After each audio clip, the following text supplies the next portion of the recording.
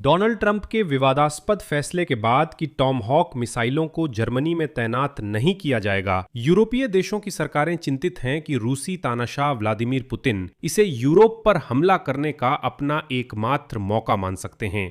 और अब ऐसी खबरें आ रही हैं कि व्लादिमीर पुतिन जल्द ही हमला शुरू करने की जल्दी में हैं, क्योंकि अभी इसके लिए सबसे उपयुक्त समय है।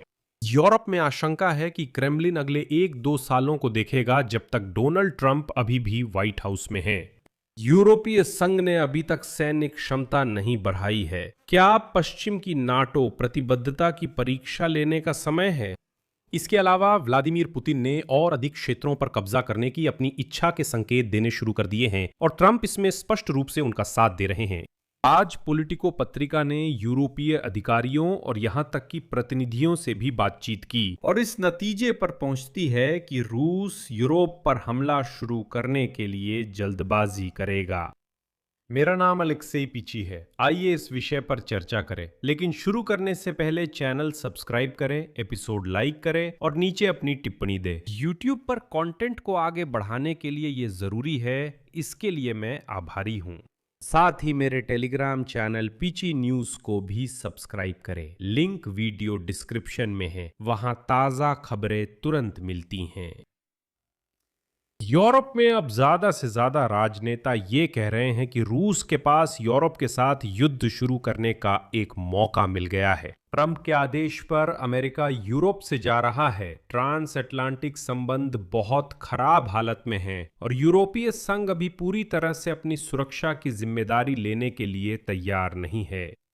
हालांकि रक्षा मंत्रालय के प्रतिनिधि और राजनेता इस संभावना से इनकार नहीं करते कि पुतिन नाटो देश में जमीनी हमला शुरू कर सकते हैं। उनका मानना है कि यह संभावना बहुत कम है, क्योंकि यूक्रेन के खिलाफ युद्ध में रूस काफी थक चुका है। लेकिन ये नहीं सोचना चाहिए कि रूस यूरोप पर बिल्कुल भी हमला नहीं करेगा।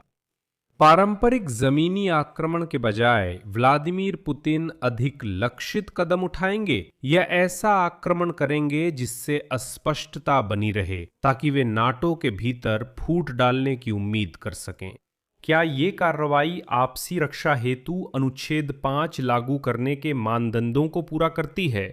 अनुच्छेद 5 कहता है कि सहयोगियों को किसी एक देश पर सशस्त्र हमला सभी देशों पर सशस्त्र हमले के रूप में देखना चाहिए। मैं याद दिला दूं, ट्रंप ने नेटो को कागजी शेर कहा है। क्या यूरोप ऐसे हालात के लिए तैयार है? यूरोपीय लोगों ने निश्चित रूप से रक्षा पर खर्च बढ़ा दिया है, लेकिन इसके पूरे परिणाम वहां कुछ सालों बाद ही दिखाई देंगे। हाँ, सच में पिछले साल और इस साल विभिन्न देशों के स्तर पर भी और यूरोपीय संघ के स्तर पर भी रक्षा औद्योगिक क्षेत्र में भारी निवेश हुआ है। ये सारी योजनाएं 150 अरब यूरो और इसी तरह की है। लेकिन यूरोपीय संघ की रक्षा क्षमता सुनिश्चित करने के लिए बनाई गई रोड मैप के अनुसार, जिसके तहत ये पैसे दिए जा रहे हैं, ये सब केवल 2030 तक ही संभव हो पाएगा। यूरोपीय संघ अपने विरोधियों को रोकने और आक्रामकता का जवाब देने को तैयार रहना चाहता है, लेकिन इसमें एक समस्या है। पोलैंड के प्रधानमंत्री डोनाल्ड टुस्क ने हाल ही में कहा कि असल में ट्रांस अटलांटिक समुदाय के लिए सबसे बड़ा खतरा गठबंधन का लगातार बिखरना है। ये गठबंधन का लगातार बिखरना है, लेकिन ट्रंप इस टूट को और भी तेज कर सकते हैं। देखिए, अगर रिपब्लिकन पार्टी नवंबर में होने वाले मध्यावधि चुनावों में कांग्रेस में खराब प्रदर्शन करती है, तो ट्रंप मतदाताओं का समर्थन वापस पाने के लिए नाटो और यूरोप पर दबाव बढ़ा सकते हैं और राष्ट्रपति चुनाव से पहले यूक्रेन के लिए समर्थन को और भी कम कर सकते हैं। संयुक्त राज्य अमेरिका में 2028 में अगर वे अभी कांग्रेस के मध्यावधि चुनाव हार जाते हैं, तो ट्रंप जरूर अलगाववादी मतदाताओं को लुभाने की कोशिश करेंगे ताकि राष्ट्रपति चुनाव जीत सकें। व्यक्तिगत रूप से ट्रंप नहीं, रिपब्लिकन पार्टी के प्रतिनिधि। शुक्रवार को अमेरिका ने जर्मनी से 5000 सैनिकों को वापस बुलाने का ऐलान किया। ट्रंप ने इटली और स्पेन के मामले में भी ऐसा ही करने की धमकी दी और ट्रंप ने कहा कि हम सिर्फ इन 5000 तक ही सीमित नहीं रहेंगे, ये तो बस शुरुआत है। उसी वक्त ट्रंप ने यूक्रेन की मदद अमेरिकी रक्षा बजट से हटा दी। ये केवल $400 मिलियन की छोटी राशि है और अगले साल के लिए अमेरिका का रक्षा बजट $1.5 ट्रिलियन रखा गया है। इस तरह ट्रंप उसी मैगा आंदोलन को रिझाने की कोशिश कर रहे हैं जो अमेरिका के पूर्ण अलगाववाद का समर्थन करता है। एक दिन पहले जेलेंस्की ने कहा था कि इस गर्मी व्लादिमीर पुतिन तय करेंगे, युद्ध बढ़ाना है या असली बातचीत शुरू करनी है। और अब व्लादिमीर पुतिन समझते हैं कि संघर्ष को दूसरे युद्ध क्षेत्रों तक बढ़ाने से रूस के पास एक छुपा हुआ तुरुप का पत्ता आ सकता है। पुतिन के लिए रास्ता असल में शांतिपूर्ण बातचीत नहीं है, बल्कि संघर्ष का विस्तार करना है ताकि वे उन शांतिपूर्ण बातचीत तक पहुंच सकें, ताकि बाद में यूरोप के खिलाफ युद्ध को यूक्रेन पर बातचीत में सौदेबाजी के औजार की तरह इस्तेमाल किया जा सके। ये स्पष्ट है कि पुतिन शायद ही पोलैंड या बाल्टिक देशों में सीधा जमीनी हमला करेंगे, लेकिन ये पूरी तरह से संभव है कि ये ड्रोन का इस्तेमाल करके कोई ऑपरेशन हो। ये बाल्टिक सागर में कोई ऑपरेशन हो सकता है, ये आर्कटिक में भी कुछ छोटे द्वीपों को लक्ष्य बनाकर किया जा सकता है। ये वही शैडो ऑयल फ्लीट है जिसका इस्तेमाल ऑपरेशन के लिए हो सकता है, क्योंकि वो पहले से सैन्यकृत है। ऐसी कोई कार्रवाई करते हुए व्लादिमीर पुतिन यूरोप के यूक्रेन समर्थक सहयोगियों पर दबाव बनाना चाहेंगे, लेकिन साथ ही अमेरिका की किसी भी संभावित प्रतिक्रिया से बचना चाहेंगे, क्योंकि अगर सीमा पार से हमला नहीं होता, मतलब सीधा जमीनी घुसपैठ नहीं होती, तो संयुक्त राज्य अमेरिका कह सकता है कि इसका इतना बड़ा रणनीतिक महत्व नहीं है। और ट्रंप चाहे जितने भी बुरे हों, लेकिन मैं याद दिला दूं कि जब रूस ने यूक्रेन पर पूरी तरह से हमला शुरू किया था, तब जो बाइडेन ने भी शुरुआत में कहा था कि देखेंगे ये हमला किस तरह का होगा।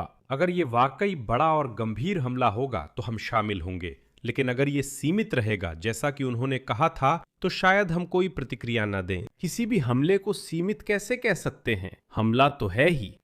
लेकिन फिर भी, और ये साफ है कि ट्रंप भी वही भाषा इस्तेमाल कर सकते हैं। हाँ, और अमेरिकियों के पास वैसे भी सीमित संसाधन हैं, इसलिए मुमकिन है कि वे यूरोपियों को रूस से बातचीत शुरू करने की सलाह दें, और यही रूस इस स्थिति में करने की कोशिश कर रहा है। इसके अलावा अभी Poland, Lithuania, Latvia, Estonia, Finland और स्वीडन जैसे देश कह रहे हैं कि यूरोप को अपनी मिसाइल रोधी और रक्षा तैयारियों को तुरंत बढ़ाने की जरूरत है।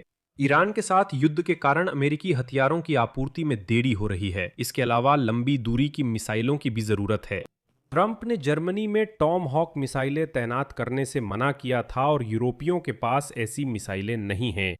इसी समय रूस वाले संकेत दे रहे हैं, क्योंकि उन्होंने बाल्टिक देशों पर आरोप लगाया है कि वे कथित तौर पर यूक्रेनी ड्रोन को अपने हवाई क्षेत्र का इस्तेमाल करने दे रहे हैं ताकि वे लेनिनग्राद क्षेत्र पर हमला कर सकें। लेकिन बाल्टिक देशों के कुछ राजनेता इस समय चिंता का स्तर कम करने की कोशिश कर रहे हैं। उदाहरण के लिए एस्टोनिया के राष्ट्रपति आलार कारिस ने कहा, रूस यूक्रेन में बहुत व्यस्त है। मुझे नहीं लगता कि उसके पास इतना सामर्थ्य है कि वो बाल्टिक देशों में भी युद्ध छेड़ने की कोशिश करे। मुझे ये बेहद असंभव लगता है।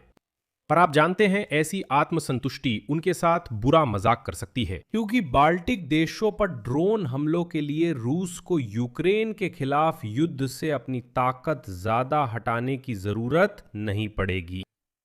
यही विराम देता हूं। आपकी क्या राय है? आपके निष्कर्ष क्या है? इस एपिसोड के नीचे कमेंट्स में लिखें। चैनल को सब्सक्राइब करें, बेल आइकन दबाएं और लाइक करना ना भूलें। अगर आप इस YouTube चैनल के काम को सपोर्ट करना चाहते हैं तो मैं इसके लिए निश्चित रूप से आभारी रहूंगा।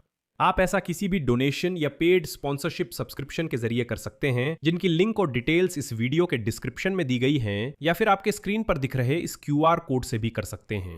बस इतना ही। अपना ख्याल रखें। सबको अलविदा।